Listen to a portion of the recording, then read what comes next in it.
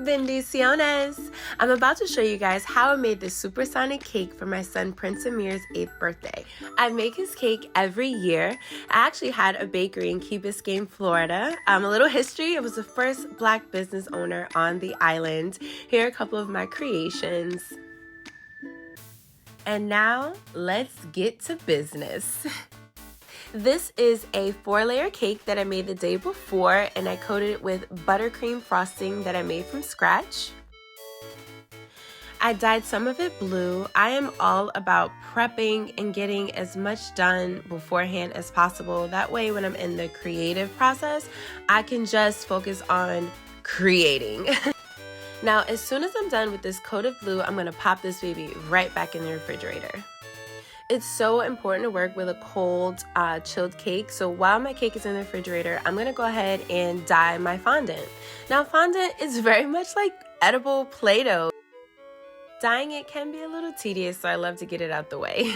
It's also a great way to keep yourself occupied while you're waiting for your cake to chill. So I take each piece, I wrap it in saran wrap, and then I put them inside of a Ziploc bag. Now that my fondant's all dyed, I'm gonna go ahead and take these little letter stamps and start working on my son's name. The white stuff that you see is actually powdered sugar. It just keeps the fondant from sticking to the counter and the rolling pin. I work with a little toothpick to make sure the edges are neat.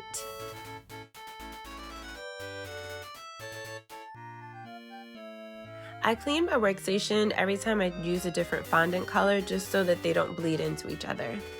So now I'm actually going to start working on Sonic's pointy ears.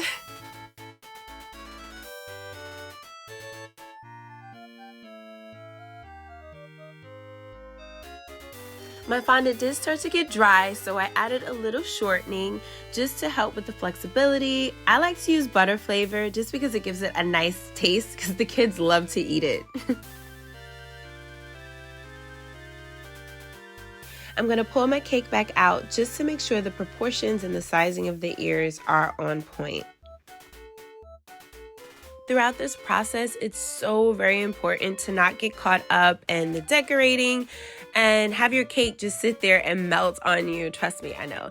You've got to make sure that you're working with a very, very chilled cake. So here we are, putting them back in the refrigerator. And then we're going to finish up working on Sonic's ears. Some people use edible glue. For me, water is the perfect adhesive for fondant.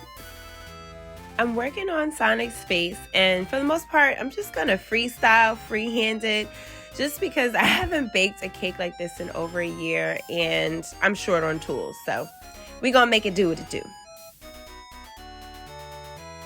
Now, one tool that I did have handy was my extruder, aka thingamajigger.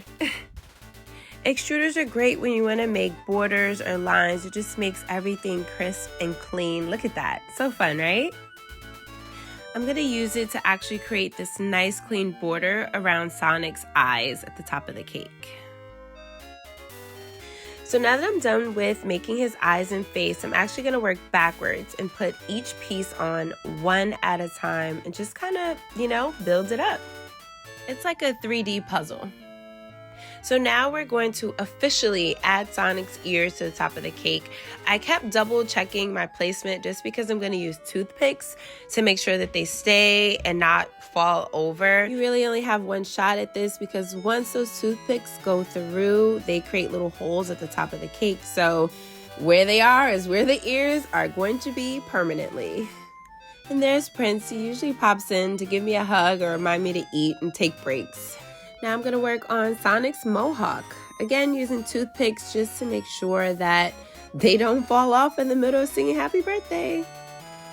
And now, ladies and gentlemen, Sonic the Hedgehog. You guys know I'm fanciful, so I got this golden number 8 candle, some party poppers that blast out edible confetti.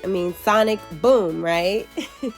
I was so pleased with how this cake came out. Look at the birthday boy. Birthday to ya. Happy birthday to ya. Happy birthday. You ready to make a wish? Woo!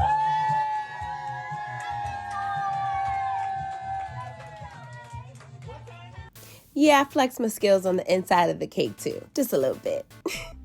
I really hope you guys enjoyed watching the process of me making this cake. Oh, and don't forget, subscribe, like, comment, and share. Ciao for now.